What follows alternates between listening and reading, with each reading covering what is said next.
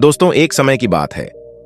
एक ज्ञानी पंडित महात्मा बुद्ध के प्रवचन सुनने आया करता था और वह पंडित उनकी कही गई प्रत्येक बातों से सहमत था और वह मानता था कि गौतम बुद्ध एक ज्ञानी पुरुष हैं।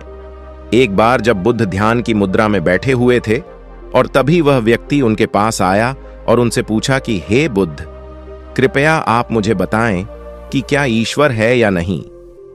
मेरी आपसे प्रार्थना है कि आप मेरे सवाल का सही सही जवाब दें।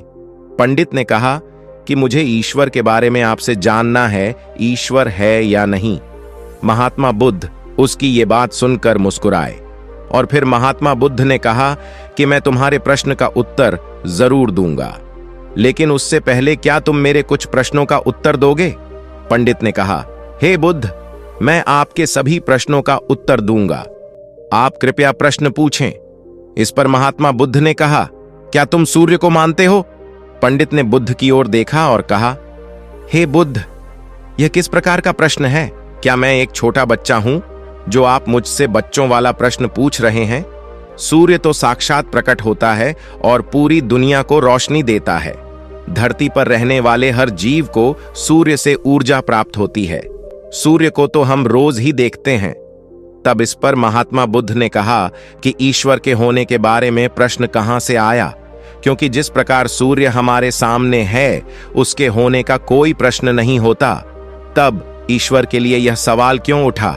ईश्वर को मानने की क्या आवश्यकता है? इसका मतलब तो यह हुआ कि तुम्हारे मन में कहीं ना कहीं ईश्वर के प्रति संदेह है, क्योंकि ईश्वर सूर्य की तरह तुम्हारे सामने नहीं है। हे मित्र, तुम ईश्वर को बुद्धि से ढूंढने के लिए निकले हो और बुद्धि केवल उन्हीं बातों को मानती है जो उसके समक्ष दिखाई देता है, और ईश्वर कभी भी आपको प्रत्यक्ष रूप में सामने दिखाई नहीं देगा, और अगर दिख जाए तो वह ईश्वर नहीं होगा। महात्मा बुद्ध ने कहा कि तुम ईश्वर को मानते हो या नहीं, असल में यह प्रश्न ही गलत है, और गलत प्रश्न का सही उत्तर कैसे दिया जा सकता है? इसलिए यदि इस गलत प्रश्न के पूछे जाने पर इसका उत्तर का मिलना संभव हो तो वह उत्तर भी इस प्रश्न की तरह ही गलत होगा। महात्मा बुद्ध की इन बातों को सुनकर पंडित थोड़ा भ्रमित सा हो गया। उसने कहा कि हे बुद्ध, आप ये किस तरह की बातें कर रहे हैं? मुझे कुछ समझ में नहीं आ रहा है। इस पर महात्मा बुद्ध ने कहा, यदि मैं तुम्हें सीधे शब्दों में बताऊं तो इसका मतलब यह है कि ईश्वर को माना नहीं बल्कि जाना जा सकता है। यदि तुम मुझसे ये प्रश्न करते कि क्या मैं ईश्वर को जानता हूं, तो मैं तुम्हारी मदद कर सकता था, और जिस दिन तुम ईश्वर को जान जाओगे उस ईश्वर की व्याख्या तुम सीधे कभी नहीं कर पाओगे।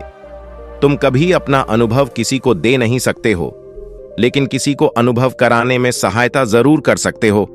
इतना सब सुनने के बाद वह पंडित बोला, हे बुद्ध, अब मैं आपकी बातों को समझ चुका हूं और मैं आपसे सहमत हूं। अब मैं आपसे विदा लेता हूं। इतना कहने के बाद वो पंडित संतुष्ट होकर वहां से चला गया।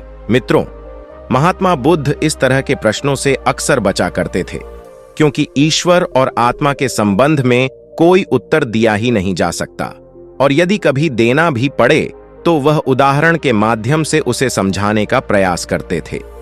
महात्मा बुद्ध उस ईश्वर का अनुभव कर चुके थे, और कोई भी व्यक्ति जो इस अनुभव को प्राप्त कर चुका हो वह कभी भी ईश्वर के बारे में या ज्ञान के बारे में सीधा सीधा कभी नहीं बताता। वह आपके प्रश्न को बीच में ही लटका देता है, क्योंकि वह चाहता है कि आप उसका स्वाद खुद चखें। मित्रों, इस छोटी सी कहानी से हमें शिक्षा मिलती है कि भगवान या ईश्वर को मानना नहीं बल्कि जानना चाहिए और उसका अनुभव लेना चाहिए। ईश्वर को जानने के लिए सिर्फ एक ही रास्ता है, और वह है ध्यान। आप ध्यान में जितनी ही गहराई से जाओगे उतना ही आपका ईश्वर के प्रति अनुभव होता चला जाएगा, और आपके सभी प्रश्नों के उत्तर भी आपको मिल जाएंगे। और हां, यदि आपको इस वीडियो से थोड़ा भी कुछ सीखने को मिला हो तो इस वीडियो को लाइक और हमारे चैनल राहिक द क्रिएटर को सब्सक्राइब करें। धन्यवाद।